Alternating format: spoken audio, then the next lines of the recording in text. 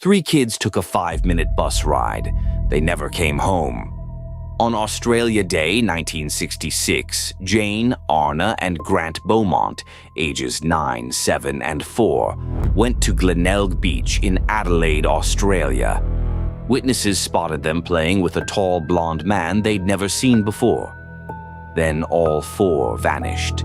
Police launched one of the largest searches in Australian history. Nothing. No bodies. No confirmed suspects. No charges. Ever. What makes this case truly haunting? Their parents, Nancy and Jim, stayed in that same house for decades. They refused to move, in case the children somehow found their way back home. Over 50 years later, the case remains officially unsolved. Who was the man at the beach? Some investigators believe the answer exists, buried, literally, somewhere. Do you think this case will ever be solved?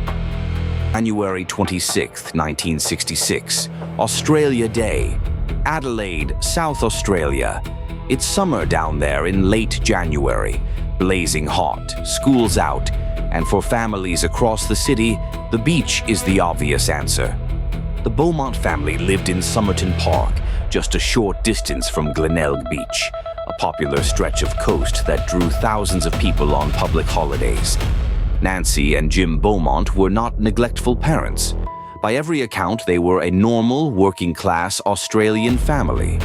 And by the standards of 1966, letting three kids ride a public bus to the beach on a holiday morning was not unusual.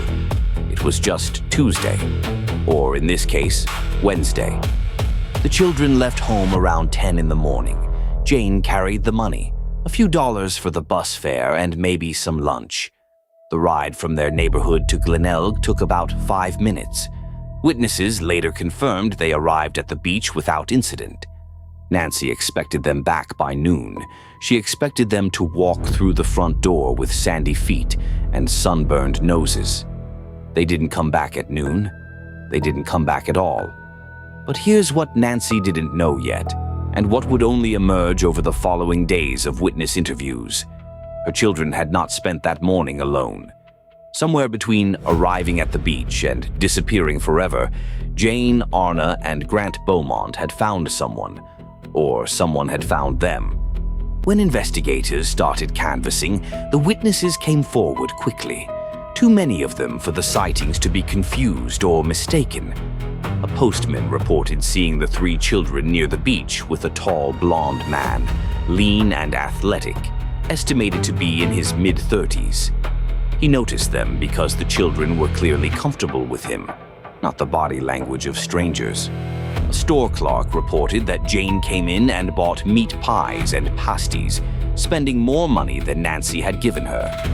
Investigators concluded that the man had given the children additional money, which speaks to a level of familiarity, a relationship already being built or already established. Other witnesses saw all four of them, the man and the three children, lying together on the grass near the beach. The children playing around him, relaxed and laughing. This was not a child being dragged away from a crowd. This looked, to every witness who saw it, like a family. A composite sketch was produced based on those descriptions. The image was broadcast across Australia. It became one of the most recognized faces in the country, a man no one could identify. The last confirmed sighting placed the children near the Collie Reserve around 3 in the afternoon. After that, nothing.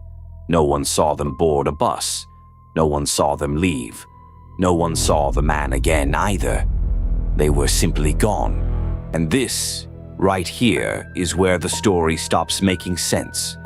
What followed was one of the largest and most sustained police investigations in Australian history, and for all of it, for all of the manpower, the witness interviews, the tips, the searches, investigators came up empty. No physical evidence, no bodies, no confirmed identity for the man.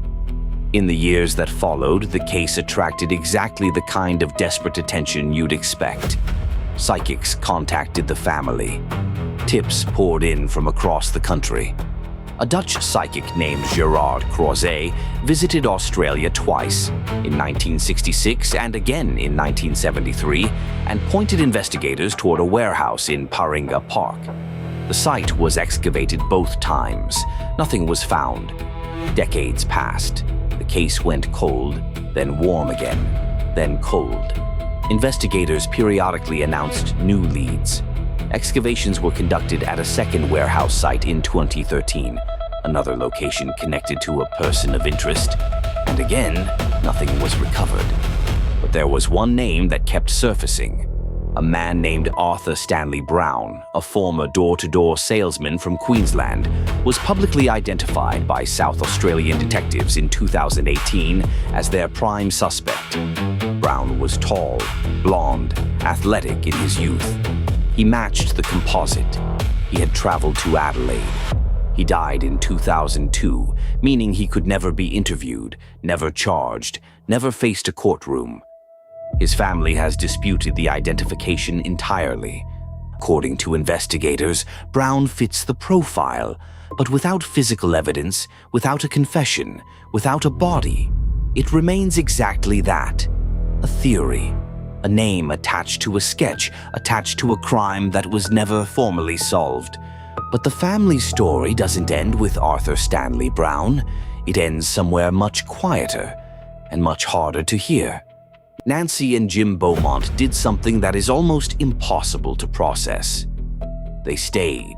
For decades after January 26, 1966, the Beaumont family remained in their home in Somerton Park.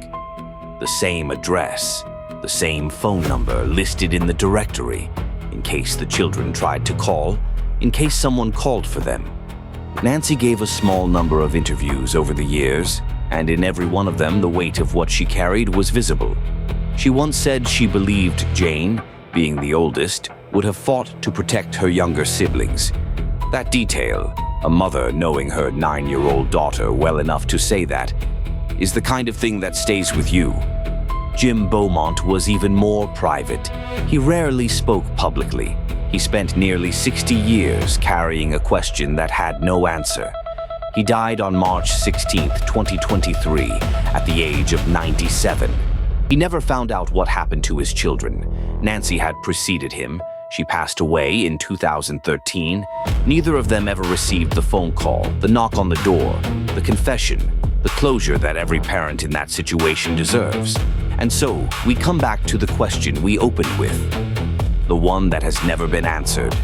Multiple witnesses saw those children. They were happy. They were with someone they trusted. So who was he, and where did he take them? Nearly 60 years later, here is what we know for certain. Jane, Arnna, and Grant Beaumont arrived at Glenelg Beach on the morning of January 26, 1966. They were seen by multiple credible witnesses throughout the day. They were accompanied by a tall, blond man in his 30s, who the children appeared to know and trust. The last confirmed sighting was around 3 in the afternoon. They were never seen again. No remains have ever been recovered. No one has ever been charged. Here is what remains unexplained. How did that man gain the trust of 3 children in a single morning? Or had he encountered them before? Why did Jane have more money than her mother had given her? How did 4 people, 3 small children and an adult man, vanish from a crowded public beach on a major holiday without a single witness seeing them leave? One theory suggests the man had encountered the children on a previous trip to the beach and had established a rapport. Another suggests he was a local figure, someone the community would have recognized, which might explain why no one ever definitively identified him from the composite. According to investigators who have worked the case across multiple decades, the most likely answer involves someone who knew the Adelaide area well. Arthur Stanley Brown remains the only person officially named as a suspect. He is deceased. The case against him is circumstantial. 2 warehouse sites have been excavated. Both came up empty. The children's file with South Australian police remains officially open. And somewhere, in a house in Somerton Park, in a listing that may or may not still exist, in a phone number that rang and rang for decades. There is a family that waited as long as any family could wait. They deserved an answer. They never got one. The cold archive never closes a file. What do you think happened? Tell us in the comments, and subscribe because the next file is already open.